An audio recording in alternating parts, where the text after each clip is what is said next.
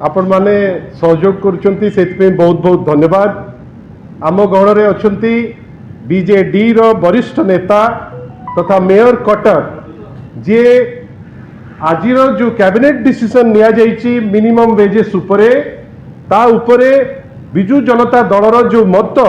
से मतटी आपणक पाखरे एवं आपणक माध्यम रे अगणित दर्शक जो आपणकर अछंती तांको पाखरे पहुंचेबा पई उद्यम करिवे। मु आपणकर आसीथिबारु आपनको पुणी थरे धन्यवाद दउची एवं अनुरोध करूची सुभाष सर को जे से आपनको पाखरे पार्टी रो वक्तव्य केमिति पहुंचे। प्रकृत रे आज मते आश्चर्य लगिला राज्य कैबिनेट रे श्रमिक मजूरी वृद्धि संपर्क रे कैबिनेट रे एक अनुमोदित सर्वनिम्न मजूरी आज घोषणानामा प्रकाश पाइला। सर्वनिम्न मजूरी अनस्किल 450 टंका, सेमी स्किल जा कहते अर्धकुशली 500 टंका, स्किल जाको कुशली कह जाऊँगी 550 टंका एवं उच्च कुशली हाई स्किल जा कहे 600 टंका। आपण आश्चर्य हेबे यही निष्पत्ति पूर्वतन मुख्यमंत्री श्री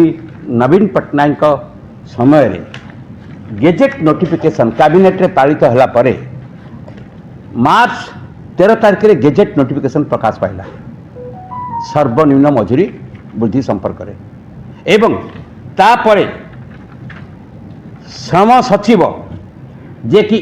आरएस गोपालन जहाँ पाखे बसी आम कहलु कार्यकारी करा जाऊ एटा एवं से नोटिफिकेशन अर्थ विभाग अनुमोदन क्रमे से नोटिफिकेशन जारी कले मार्च 15 रु यह समग्र राज्य में कार्यकारी हम ए सर्वनिम्न मजूरी वृद्धि संपर्क में। तापरे आमे ओडिशार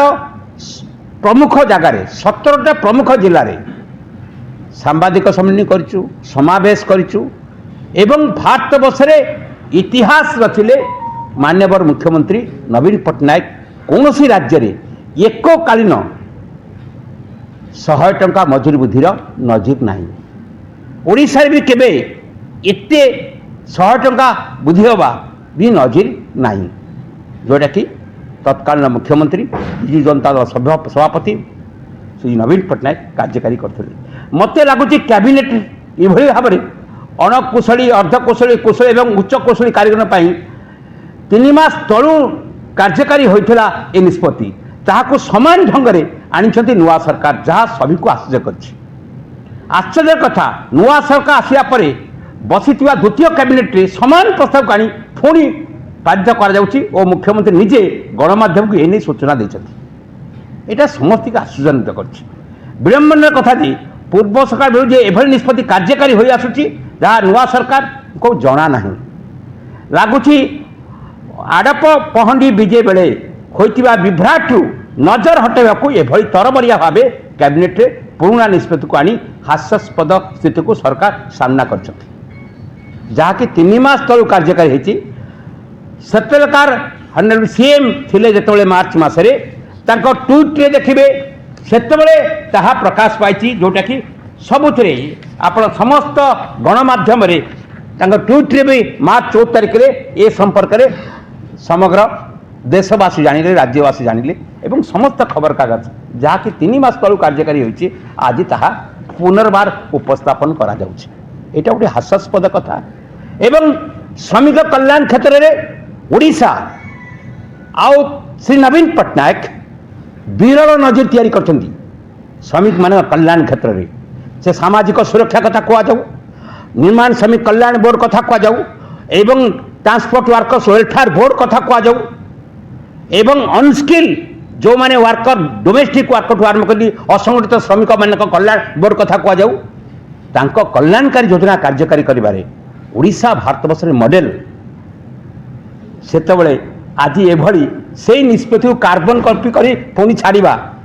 आज कैबिनेट अनुमति होगा समय को समस्त को आश्चर्यान्वित कर आशा करी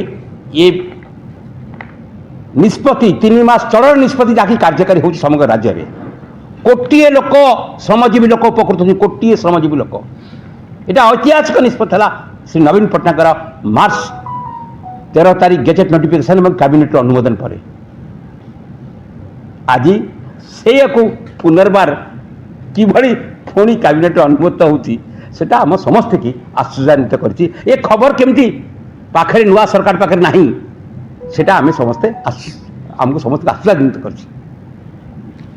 आमे यार नोटिफिकेशन रो कॉपी आपन को पई रखिछु आमे आपन को दबु